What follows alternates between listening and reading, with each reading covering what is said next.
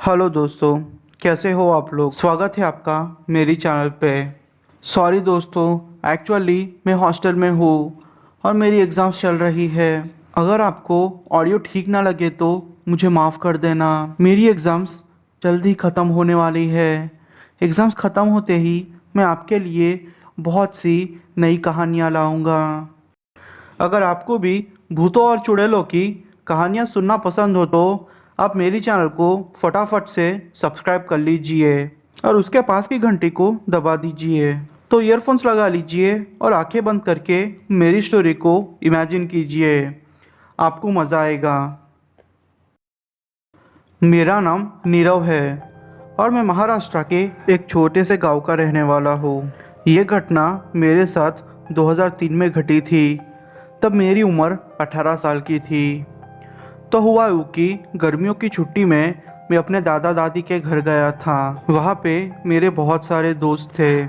तो हुआ यूँ कि एक दिन मेरे ही दोस्त राजीव ने कहा कि चल यार, बहुत दिन हो चुके हैं और तू भी बहुत दिन के बाद आया है, तो क्यों ना हम खेतों में घूम आए। मैं आपको बता दूं कि मुझे खेतों में घूमना बहुत अच्छा लगता था। पता नहीं क्यों जब भी मैं खेत में जाता तो मेरा दिमाग जैसे काम करना शुरू कर देता। मुझे अच्छा महसूस होता था। तो हुआ यूँ कि उस दिन शाम के 4 बजे मैं खेतों में जाने के लिए निकल पड़ा। अगर आप गांव में रहते हो तो आपको तो पता ही होगा कि कितने सारे लोग खेतों में रहते हैं। हम लोग यहाँ से वहाँ खेतों में घूमते रहे और जितने भी घर खेतों के बीच में आते वहाँ के लोग हम लोगों को बुलाते। तकरीबन रात के 8 बज चुके थे। मैंने सोचा कि अब मुझे घर चले जाना चाहिए। फिर मैंने मेरे दोस्तों को अलविदा किया और घर जाने के लिए निकल गया। मेरे दोस्तों का घर खेतों में ही था तो वो लोग वहीं रह गए। मैं अब खेत से अपने घर चलते हुए आ रहा था। खेत से गांव का रास्ता 3 किलोमीटर का है। तो मैं चलते चलते ही आगे बढ़ रहा था। अचानक से मुझे किसी के चिल्लाने की आवाज़ सुनाई दी। जब मैं पीछे मुड़ के देखा तो वहाँ पे कोई भी नहीं था। मैंने सोचा कि मुझे पक्का भ्रम हुआ है, इसलिए मैं उस पे ज़्यादा ध्यान दिए बिना ही आगे बढ़ने लगा। पर जैसे ही मैं थोड़े कदम आगे बढ़ा मुझे किसी औरत के घुंघरू की आवाज़ सुनाई दी।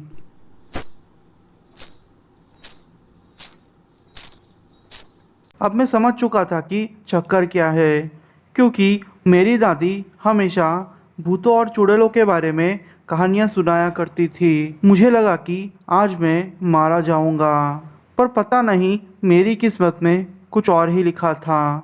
मैं जैसे तैसे करके अपने घर आ गया। मैंने मेरी दादी से कुछ भी नहीं कहा था और उस रात मैं सो गया। सच बोलूँ तो मुझे वैसे नींद नहीं आ रही थी। मुझे अजीब से सपने आ रहे थे, जैसे कि मेरे चारों तरफ लाल साड़ियाँ हो और एक औरत का मुंह ऊपर से मुझे दिख रहा हो। एक पल तो ऐसा आया कि मुझे लगा कि मैं नींद में ही उठ गया हूँ और जब मैंने आँख खोली तो मेरे आँखों के सामने वो औरत की लाश लटक रही थी, जिस औरत को मैंने सपने में देखा था। सच बोलूँ तो वो पल मेरे लिए बहुत डरावना था, क्योंकि मैं अलग कमरे में सोता था। जैसे तैसे करके मैंने वो रात निकाल दी। दूसरे दिन मैंने सोचा कि अगर मैं मेरी दादी को बताऊंगा तो मेरी दादी मुझे फिर से मेरे पापा के पास भेज देगी, इसलिए मैं चुप रहा। पर शायद ये मेरी ज़िंदगी की सबसे बड़ी गलती थी। हुआ यूँ कि कुछ दिनों के बाद मैं ये सारी चीज़ें भूल चुका था और अपनी लाइफ नॉर्मल तरीके से जी रहा था। उस रात मैं और मेरे दोस्त शहर से पिक्चर देख के घर आ रहे थे। मेरे दोस्तों का घर रास्ते में ही पड़ता है। मेरे घर को जाने के लिए तकरीबन आधा किलोमीटर पार करना पड़ता था और मेरे घर के बीच झाड़ियाँ होती थी, जैसे कि कोई जंगल का इलाका हो। मैं अब दोस्तों को अलविदा कह के झाड़ियों से गुजरते हुए अपने घर जा रहा था। जैसे ही मैं थोड़ा आगे बढ़ा मुझे एक औरत बैठी हुई दिखाई दी। मैंने सोचा कि वो औरत शायद वॉशरूम करने के लिए यहाँ आई होगी, क्योंकि गाँवों में ज़्यादातर लोग बाहर ही जाते हैं। तो मैंने सोचा कि क्यों ना मैं थोड़ी देर के लिए यहाँ रुक जाऊँ। तकरीबन 5 मिनट हो चुके थे, पर उस औरत के अंदर से कोई भी हलचल नहीं हो रही थी। मैंने सोचा कि शायद ये औरत को टाइम लग जाएगा और मैं ज़्यादा समय यहाँ पे रुक नहीं सकता। इसलिए मैंने सोचा कि इससे अच्छा है कि मैं जल्द ही उस औरत को पार करते हुए आगे चला जाऊंगा। जैसे ही मैं उस औरत के पास आया, वो औरत अचानक से खड़ी हो गई। सच बोलूँ तो 2 पल के लिए मुझे लगा कि मेरी दिल की धड़कनें बंद हो चुकी है, क्योंकि आधी रात में, वो भी कम लाइट में, किसी औरत को ऐसे बैठे हुए देखना और अचानक से उसका उठ जाना नॉर्मल नहीं था। वो औरत अब मेरे सामने खड़ी हो गई थी। वो मुझे बीड़ी पिलाने को कह रही थी। मुझे समझ में नहीं आ रहा था, क्योंकि मैं तो 18 साल का था और मेरे पास बीड़ी होना मुमकिन ही नहीं था। और एक औरत बीड़ी कैसे पी सकती है, मैं यही सोच रहा था।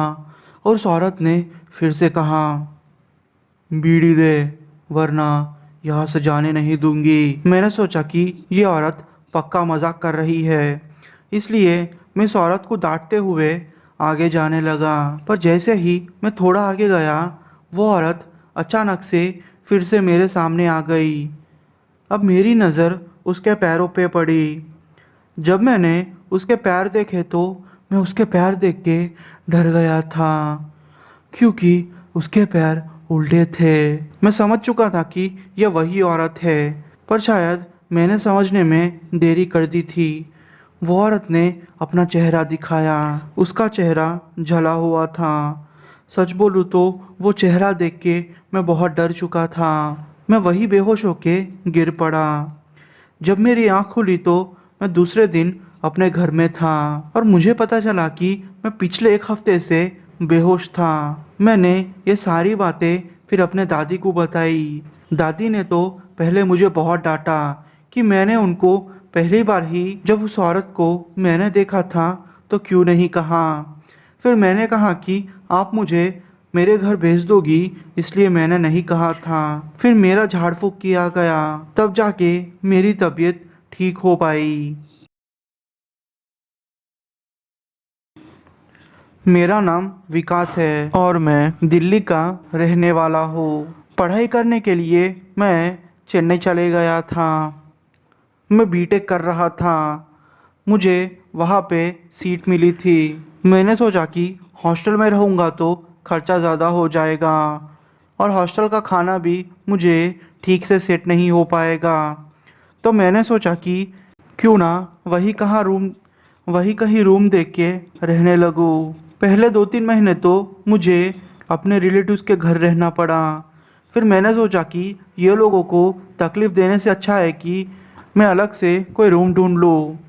तब तक मैंने 3-4 दोस्त भी कर लिए थे। तो हम लोगों ने मिलके प्लान बनाया कि हम लोग अलग ही रूम देख लेंगे। 10-15 दिन रूम ढूंढने के बाद हम लोगों को एक अच्छी सी रूम मिल गई थी। उस घर का ओनर भी बहुत अच्छा था। वो हमसे अच्छे से ही बात कर रहा था।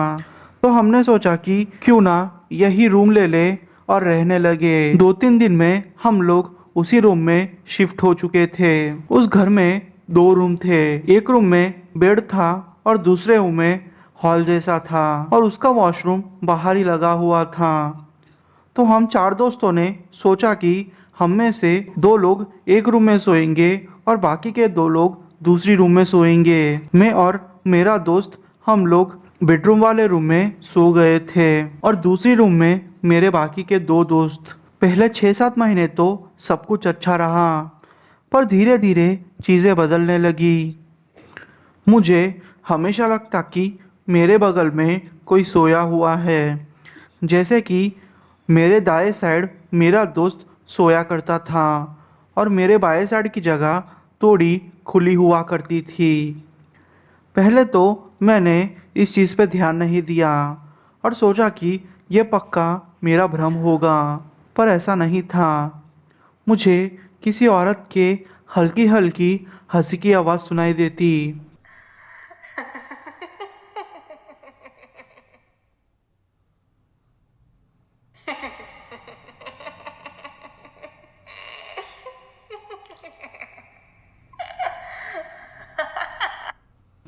मैं मेरे दोस्त को पूछता, पर वो हमेशा कहता कि उसे किसी भी औरत की हंसी की आवाज़ सुनाई नहीं दी। पर यह हो ही नहीं सकता। मुझे उस औरत की आवाज़ धीरे धीरे एकदम साफ साफ सुनाई दे रही थी। मुझे लगा कि मेरा दोस्त मुझसे मजाक कर रहा है, इसलिए मैंने फिर इस चीज़ पे ज़्यादा ध्यान नहीं दिया। पर शायद मैंने वहाँ गलती कर दी थी। एक रात की बात है, तकरीबन 1:30 बजे मेरी नींद खुली। मुझे पानी पीना था और हमारा फ्रिज हॉल वाली रूम में लगा हुआ था। मैं उठ के दरवाज़ा खोल के हॉल में जाने लगा। सच बोलूँ तो मुझे अभी भी लग रहा था कि मेरे पीछे कोई चलते हुए आ रहा है। थोड़ी देर के लिए मैं डर चुका था, पर मैंने सोचा कि मैं नींद में हूँ और ये पक्का ही भ्रम होगा। इसलिए मैंने फ्रिज में से पानी लिया और फिर पानी की बोतल लेके अपने रूम में आ गया, क्योंकि कहीं ना कहीं मेरे मन में डर स्टार्ट हो चुका था। मैंने फिर पानी पिया और मेरे दोस्त के पास जाके उसको चिपक के सो गया, क्योंकि मैं जानता था कि यहाँ पे ऐसा कुछ ना कुछ तो है कि वो मेरे पीछे ही पड़ गया है। फिर मैं सोने की कोशिश करने लगा। मैं आपको बता दूं कि हमारे रूम में एक लाइट लगी हुई है, जिसे बेड लाइट भी कहते हैं। उससे थोड़ी रोशनी आ रही थी और हमारा रूम ऐसा था कि एक कोने में खिड़की लगी हुई थी। जब मैंने खिड़की की तरफ देखा तो मुझे किसी औरत का साया दिखाई दिया। मुझे वो साया देख के बहुत डर लग गया था। मैं चाहता था कि मैं इस चीज़ से जितना जल्दी हो सके उतना जल्दी बाहर निकलूं, वरना मेरे साथ कुछ भी हो सकता है। फिर मैंने अपनी आंख बंद कर ली। जब मैंने मेरी आंख खोली तो वो औरत मेरे ही सामने हवा में लेटी हुई थी। मैं चिल्लाना चाहता था, पर जैसे मैं चिल्ला नहीं पा रहा था। मुझे अपने शरीर के ऊपर वज़न सा महसूस हो रहा था। मैंने मन ही मन में हनुमान जी का नाम लेना शुरू कर दिया। जैसे ही मैंने हनुमान जी का नाम लेना शुरू कर दिया, वो औरत हवा में ही गायब हो चुकी थी। मैं अचानक से उठ गया। और हाँ दोस्तों, ऐसा भी नहीं था कि मैंने अपना हाथ मेरी छाती पे रखा था। मेरे दोनों हाथ दोनों तरफ नीचे ही थे। पर ऐसा क्यों हुआ था मुझे समझ में नहीं आया। मैंने दूसरे ही दिन अपने घर वालों को फ़ोन किया और वहाँ से शिफ्ट हो गया। ये घटना मेरे ही एक दोस्त के बहन के साथ घटी थी। मेरा नाम विपुल है और मैं गुजरात के एक छोटे से गांव का रहने वाला हूँ। ये घटना तकरीबन 6 साल पहले मेरे ही दोस्त के बहन के साथ घटी थी। कहा जाता है कि अगर लड़कियां खुले बाल लेके किसी ऐसी जगह पे जाए जहां उन्हें नहीं जाना होता है, तो उनके पीछे कोई ना कोई साया लग जाता है। मैं हर बार ऐसी चीज़ें सुन के हंसा करता था और मेरा वो दोस्त तो जैसे लोगों का मजाक ही उड़ाता था। हम लोगों की आदत हो चुकी थी कि जो भी लोग ऐसी चीज़ों पे माने जिस चीज़ों पे हम नहीं मानते, वो लोगों का हम मजाक उड़ाने लगते। फिर हुआ यूँ कि मेरे ही वो दोस्त की बहन गांव से बाहर किसी काम से गई। अचानक से रास्ते में ही उसके बंधे हुए बालों का रबर टूट गया। उसने सोचा कि वैसे भी जाके आना ही है, तो बाल बांध के कोई फ़ायदा नहीं होगा। फिर वो दूसरे गांव में अपना काम ख़त्म करके स्कूटी पे ही अपने घर आ रही थी। काम ख़त्म होते होते शाम के 7 बज चुके थे। उन गांव वालों ने मेरी दोस्त की बहन से कहा कि इस समय पे घर जाना ठीक नहीं होगा। अगर वो चाहे तो यहाँ पे थोड़ी देर के लिए रुक सकती है और वहाँ से किसी और को बुला सकती है। मेरे ही उस दोस्त की बहन ने मेरे दोस्त को कॉल किया, पर मेरे दोस्त ने कॉल उठाया नहीं था क्योंकि वो खेत में था। वो उस टाइम पे मेरे साथ ही था। मैंने उसे फ़ोन लेके उठाने को कहा, पर उसने कहा कि कोई बात नहीं, उसकी उसकी बहन आ जाएगी। उसका कहना था कि वो खुले बाल रखते हुए ही स्कूटी से अपने घर आ रही थी। वो दूसरे गांव से इस गांव के बीच में एक कब्रिस्तान पड़ता है जहाँ पे मुसलमान लोग लाशों को दफनाया करते हैं। तो जैसे ही वो कब्रिस्तान आया, उनकी स्कूटी वहीं पे खराब हो गई। कितने भी किक मारने पर वो स्कूटी चालू नहीं हो रही थी। अचानक से उन्हें लगा कि उनके आसपास कोई घूम रहा है, जैसे कि एक हवा का बवंडर हो, वैसे उन्हें लग रहा था। जब उन्होंने कब्रिस्तान के गेट के पास देखा तो उन्हें एक औरत दिखाई दी। वो औरत अब धीरे धीरे हवा में उड़ते हुए ही उन दीदी के पास आ रही थी। दीदी ने भगवान का नाम लिया और स्कूटर चालू करके जैसे तैसे करके घर आ गई। उस रात उनको बहुत बुखार चढ़ चुका था। वो रात उन्होंने जैसे तैसे करके निकाल दी, पर दूसरे दिन से ही उनका बर्ताव अलग हो चुका था। वो 3-4 लोगों का खाना ऐसे ही खा जाती थी और कहती थी कि उसे और भूख लगी है। अगर वो खाना नहीं देगी तो वो अपने भाई को ही मार खा जाएगी। अब सब लोग समझ चुके थे कि इसके ऊपर कोई ना कोई साया आया हुआ है, इसलिए उन्होंने पासी के ही दरगाह के मौलवी को दिखाने की कोशिश की। मौलवी ने कहा कि ये उसके बस की बात नहीं है, क्योंकि जो साया उसके ऊपर है वो बहुत शक्तिशाली है। इसके लिए तो उन्हें वहाँ से थोड़ी दूर हनुमान जी के एक मंदिर में जाना पड़ेगा। हम लोगों ने सोचा कि दूसरे बाबाओं को बताएंगे तो शायद कोई फ़र्क पड़ेगा, पर इससे कोई भी फ़र्क नहीं पड़ा। मेरा वो दोस्त पैसे भी गवा चुका था। भले वो कितनी कोशिश करता, उसके दीदी की तबीयत ठीक ही नहीं हो रही थी। दिन ब दिन वो पतली होती जा रही थी। अगर आप उन्हें देखोगे तो आपको भी उनको देख के डर लग जाएगा। मेरे दोस्त के पापा ने मेरे पापा से कुछ पैसे उधार लिए और फिर वहाँ जाने के लिए निकल गए।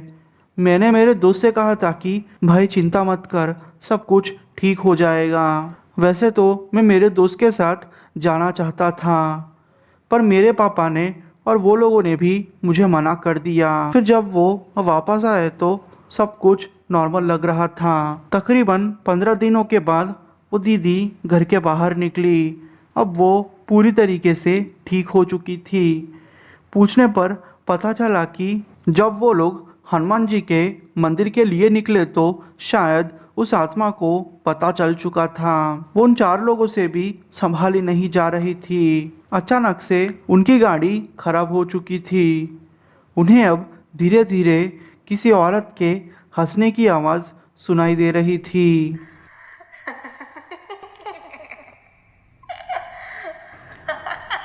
उनको इतना डर लग रहा था कि जैसे कि थोड़ी देर में कुछ गलत होने वाला है, पर भगवान की कृपा से उनकी गाड़ी ठीक हो गई थी और 3-4 बार स्टार्ट करने के बाद उनकी गाड़ी स्टार्ट हो गई।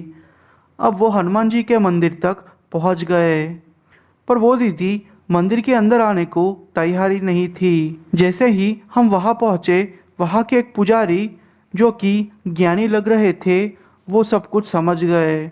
उन्होंने वहाँ के 2 लोगों से कहा कि वो मेरी दी को खींचते हुए अंदर लेके आए। अब मेरी दी का झाड़ फूक शुरू हो गया। उस तांत्रिक ने मेरी दी को 2-3 थप्पड़ जड़ दिए और बोले कि कौन है तू और इस लड़की के पीछे क्यों पड़ा है। पर फिर भी मेरी दी के मुंह से कोई भी आवाज़ नहीं निकल रही थी। अब उस पंडित ने और 2 थप्पड़ मेरी दी को जड़ दिए। फिर वो रोते हुए बोलने लगी। वो बोली कि जब वो छोटी थी तब हो चुकी थी। उसने जब मेरी दी को देखा तो उसे अपनी बड़ी दी याद आ गई और वो चाहती थी कि वो भी मेरी दी को अपने साथ अपनी दुनिया में लेके जाए। इसलिए वो मेरी दी का पीछा छोड़ नहीं रही थी। तकरीबन 7-8 घंटे पूजा और झाड़ फूक करने के बाद उनके शरीर से वो आत्मा निकल गई और वो लोग घर आ गए। ये सुन के मैं बहुत डर चुका था। सच बोलूँ तो पहली बार ज़िंदगी में ये लग रहा था कि ऐसी चीज़ें भी इस दुनिया में मौजूद है। हमें इन चीज़ों का मजाक कभी नहीं उड़ाना चाहिए। क्या पता वो चीज़ कल हमारे पीछे ही पड़ जाए और लोग हमारे जैसा बर्ताव करें और कोई भी सपोर्ट ना करे। इससे अच्छा हमें लोगों के भावना को ठेस पहुंचाना नहीं चाहिए और उनकी बातें माननी चाहिए। मेरा नाम राजेश है और मैं कोलकाता के एक छोटे से गांव का रहने वाला हूँ। मेरी उम्र 23 साल की है। ये घटना मेरे साथ 2018 में घटी थी। तब मैं 21 साल का था। वो मई का महीना था। मेरी छुट्टियां चल रही थी। मेरे वैसे कई दोस्त हैं, पर ब्रिजेश, महेंद्र और ब्रिजॉय ये मेरे अच्छे दोस्त थे। छुट्टियां हुए तकरीबन 15 से 20 दिन हो चुके थे। हम घर बैठे बोर हो रहे थे। ब्रिजॉय एक दिन मेरे घर आया और बोला, जयेश यार, हमारी छुट्टियां हुए काफ़ी दिन हो चुके हैं।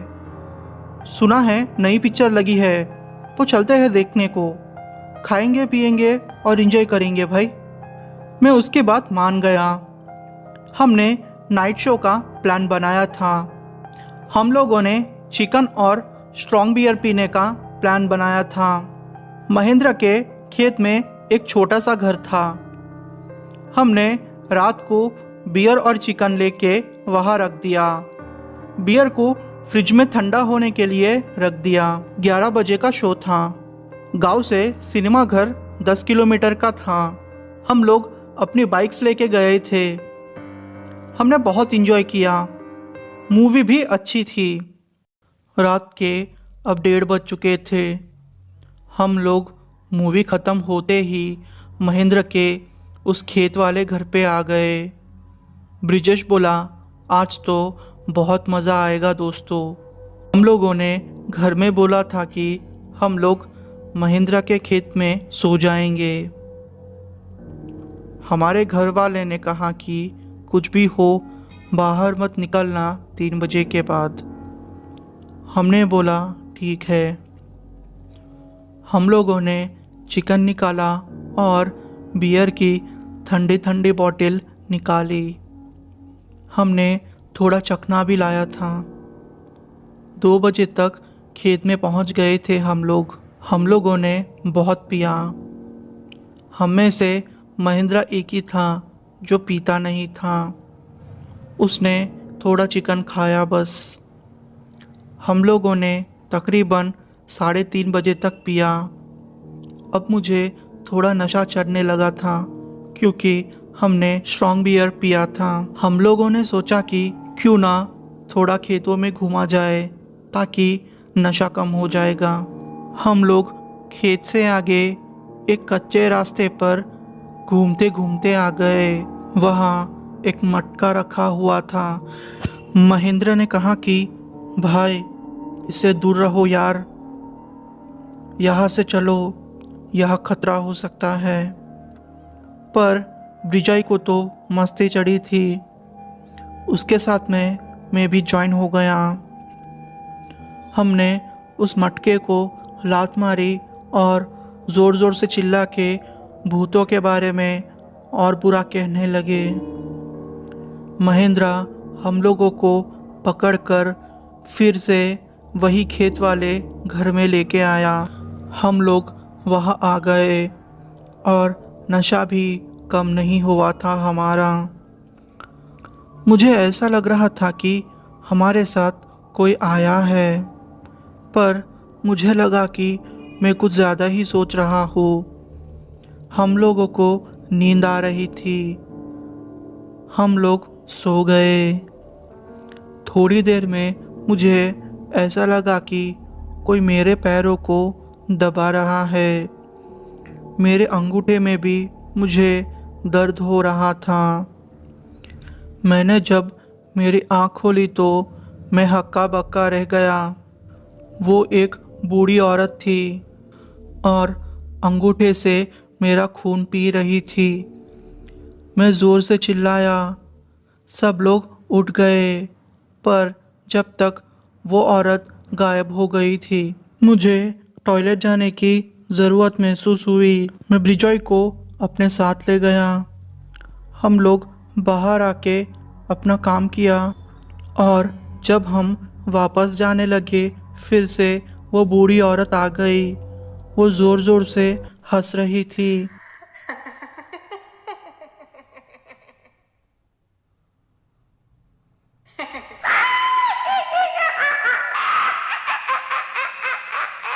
वो बोली, मटकी तोड़ी है ना मेरी, आज तुम मारे जाओगे। नहीं छोड़ूंगी तुम्हें, मार डालूंगी तुम्हें। हम लोग दूसरी ओर भाग ही रहे थे कि उसने मुझे उठा के फेंक दिया। मेरा पैर टूट गया था। मैं दर्द से घर्रा रहा था, पर मेरी आवाज़ मेरे दोस्तों तक शायद नहीं पहुंच रही थी। उसने ब्रिजॉय को नाखूनों से घायल कर दिया। मैं वो देख के बेहोश हो गया। जब मेरी आँख खुली तो मैं हॉस्पिटल में था और पता चला कि ब्रिजॉय की मौत हो चुकी है। वो सुनते ही मेरे आंसू रुकने का नाम ही नहीं ले रहे थे। मेरा झाड़ फूँक किया गया। जब मेरा झाड़ फूँक किया गया तो मुझे पता चला कि वो एक प्रेत आत्मा थी जिसकी मौत कुछ ही दिनों पहले हुई थी। उसने एक गांव की लड़की को पकड़ लिया था। उस गांव की लड़की को भूत उतारने वाले ने उस गांव की लड़की का भूत उतार के एक मटकी में बंद कर दिया था और उस मटकी को जब तुम दोनों ने लात मारी तो वो चुड़ैल गुस्सा हो गई थी, इसलिए वो तुम्हें मारना चाहती थी। पर तुम्हारी किस्मत अच्छी है कि तुम बच गए और ब्रिजॉय की मौत हो गई। दोस्तों, मैं आपको एक ही बात कहना चाहता हूँ, रास्ते में ऐसी कोई चीज़ दिखे तो प्लीज़ इस चीज़ों को हाथ मत लगाना और दूर चलना। कभी भी इन चीज़ों का मजाक मत उड़ाना। मेरा नाम भरत है और मैं तेलंगाना का रहने वाला हूँ। मेरी उम्र 20 साल की है। मैं कॉलेज में पढ़ता हूँ। मेरे पापा एक किसान हैं। यह घटना मेरे साथ जून 2016 में घटी थी। तब मैं सिर्फ 16 साल का था। मेरे बड़े भाई का नाम शरद था। हुआ यूँ कि उस दिन मैं कॉलेज से थोड़ा जल्दी आ गया था। पापा ने कहा कि खेत की रखवाली करने के लिए रात को खेत जाना पड़ेगा। मेरे बड़े भाई ने कहा कि पापा आप चिंता न करें, मैं और भरत दोनों खेत में चले जाते हैं। हमारा खेत बहुत दूर था। हम लोगों ने हमारे खेत में छोटा सा घर बना के रखा था। मैंने और मेरे भाई ने आग जलाकर बातें करना शुरू कर दिया। बातें करने के बाद मैं अपना खटिया लगाकर एक पीपल के पेड़ के नीचे जाके सो गया था। ईयरफोन लगा के मैं गाने सुन रहा था। गाने सुनते सुनते मुझे कब नींद आ गई मुझे पता ही नहीं चला। मेरी आँख खुली तो रात के 2 बज गए थे। सब कुछ जैसे थम गया था। सन्नाटा छा गया था। हमारी फसलों में से किसी की आवाज़ आ रही थी। मैंने सोचा कि मेरा भाई होगा। मुझे टॉयलेट जाने की ज़रूरत महसूस हुई। मैं अपने खेत से थोड़ा दूर जाके टॉयलेट करने लगा। अपना काम ख़त्म करके मैं अपने खटिए के पास आ गया। मेरा बड़ा भाई रूम के अंदर सो गया था। शायद कोई आवाज़ नहीं आ रही थी। मुझे अंदर सोना पसंद नहीं था, इसलिए मैं बाहर सो गया था। मैंने आंखें बंद की होगी कि मुझे ऐसा लगने लगा कि किसी ने मेरा खटिया उठा लिया हो। मेरी आंख खुली तो पीपल के पेड़ के पत्ते मेरे चेहरे पर महसूस हो रहे थे। अचानक से मेरा खटिया किसी ने ज़ोर से पटका। मैं नीचे गिर गया था। मुझे चोट लग गई थी। मैंने सोचा कि यह मेरा वहम है और मैं सपने में गिर गया होगा। शायद ये सोचना मेरी सबसे बड़ी गलती थी। मैं अपने खटिए पर अकेला लेट गया। लेटकर आसमान में तारे देख रहा था और पीपल के पेड़ के ऊपर मुझे कोई औरत बैठी हुई दिखाई दे रही थी। मैं आपको बता नहीं सकता कि मैं कितना डर गया था। मुझे तो कुछ भी समझ नहीं आ रहा था। ये इमेजिन करना भी भयानक होता है। उसके कपड़े मैले थे, बाल लंबे नीचे तक लटक रहे थे, आंखों में उसके गड्ढे थे। वो अचानक से मेरे छाती के ऊपर बैठ गई और हंसने लगी।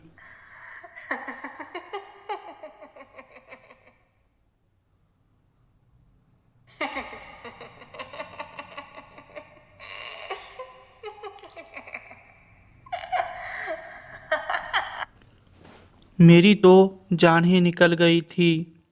मैं आपको बता नहीं सकता कि मेरी क्या हालत हो गई। वो औरत बोली, तूने मेरे ऊपर टॉयलेट किया है, तुझे नहीं छोड़ूंगी। निकालती हूँ मैं तेरी अकड़ आज।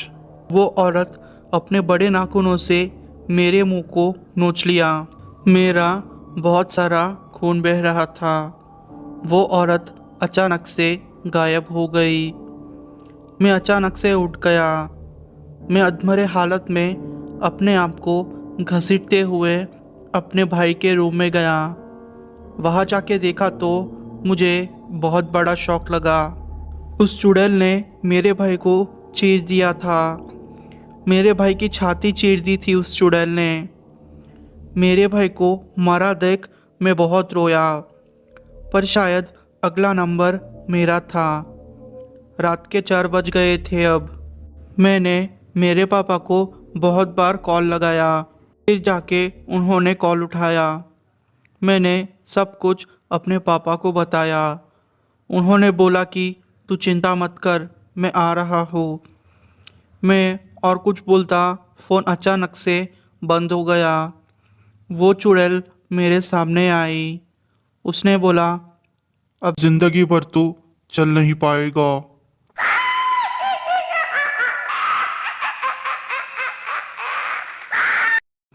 वो बोलकर उसने मेरे राइट वाले पैर पर काट दिया। मैं बेहोश हो गया। जब मेरी आँख खुली तो मैं हॉस्पिटल में था और पता चला कि मैं पिछले 20 दिन से बेहोश हूँ और मेरी राइट वाले पैर पर कुछ प्रॉब्लम हो गई थी। उसका जहर पूरी बॉडी में ना जाए, इसकी वजह से मेरा पैर काटना पड़ा। मैं वो सुन के बहुत रोया और पता चला कि पापा गांव वालों को लेकर आए तो मैं उनको एक सूखे हुए कुएं में बेहोश मिला। शायद उस चुड़ैल ने मुझे घसीटकर वही फेंक दिया होगा। बड़े बेटे को खोने का गम और छोटे बेटे की ऐसी हालत देख के पापा रो पड़े। मम्मी ने पापा को संभाला। मेरा झाड़ फूक किया गया। तब जाके पता चला कि उस औरत को बड़े भाई ने एक दिन अपने दोस्तों के साथ शराब पी के उस चुड़ैल के बारे में बुरा भला कहा। तब से मौके के फिरात में वो चुड़ैल थी। उसने पहले बड़े भाई को मारा और फिर मुझ पे हमला कर दिया। पापा ने सारी ज़मीन बेच दी और आज हम किसी और शहर में आ गए हैं, क्योंकि जिस बाबा ने मेरा झाड़ फूक किया था उन्होंने कहा कि अब उस चुड़ैल ने मेरा खून चख लिया है और वो मौका देखते ही मेरे ऊपर हमला करके मुझे मार डालेगी। शायद वो मेरे परिवार वालों को भी मार सकती है। उन्होंने कहा कि जितना जल्दी हो सके इस गांव को छोड़ दो और कहीं दूर चले जाओ, और उन्होंने मुझे और मेरे घर वालों को ताइज़ दिया और बोला कि इसे कभी मत उतारना वरना तुम मारे जाओगे। दोस्तों, मैं सिर्फ आपको एक ही बात कहना चाहता हूँ, आप अपना ध्यान रखिए और रात के वक्त थोड़ा सतर्क रहिए, यही आपके लिए अच्छा होगा। दोस्तों, आपको ये कहानी कैसी लगी? अगर आपको ये कहानी अच्छी लगी हो तो मेरे वीडियो को लाइक कर दीजिए और कुछ भी कमेंट कर दीजिए, जिससे कि मेरी चैनल का एंगेजमेंट बढ़ेगा। और मेरे चैनल को सब्सक्राइब कर लीजिए, जिससे कि आगे जो भी मैं स्टोरीज अपलोड करूँ आप तक सबसे पहले पहुंच जाएगी। थैंक यू दोस्तों।